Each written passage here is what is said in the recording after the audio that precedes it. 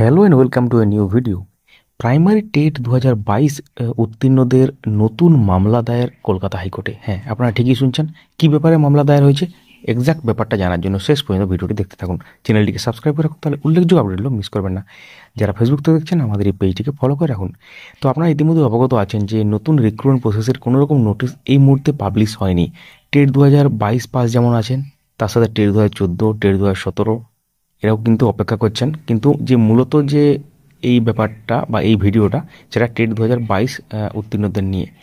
অর্থাৎ তারা ইন্টারভিউ নোটিশের দাবিতে ধর্নার অনুমতি চেয়েছিলেন। সেটা কোথায় চেয়েছিলেন? পুলিশের কাছে। কিন্তু পুলিশের কাছে অনুমতি মেলেনি।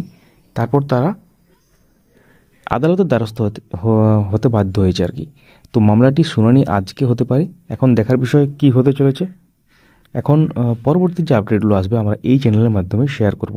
অর্থাৎ টেট 2022 পাস যারা আছেন বা উত্তীর্ণ যারা আছেন, ইন্টারভিউ নোটিশের দাবিতে ধর্না তারা করতে চান, ধর্নায় বসতে চান অ্যাকচুয়ালি আর কি। তো বিকাশ ভবনের সামনে তারা ধর্নায় বসতে চান এবং সেই জন্য অনুমতি চেয়েছিলেন পুলিশের কাছে। কিন্তু পুলিশের কাছ থেকে বা থানায় থেকে কোনো রকম অনুমতি পাওয়া যায়নি। তো সেই জন্য তারা কোর্টের বা আদালতের দ্বারস্থ হয়েছেন। এখন পরবর্তী কি আপডেট আসে আমরা খবর পেলেই এই চ্যানেলের মাধ্যমেই জানাবো। অর্থাৎ আপনারা দেখতে পাচ্ছেন ধর্নায় বসার জন্য কিন্তু মামলা করতে বাধ্য হচ্ছে তারা।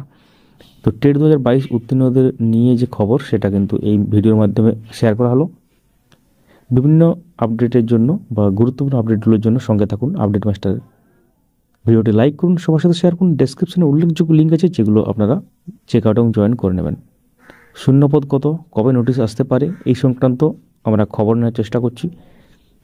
দেখতে থাকুন। Thank you so much for watching.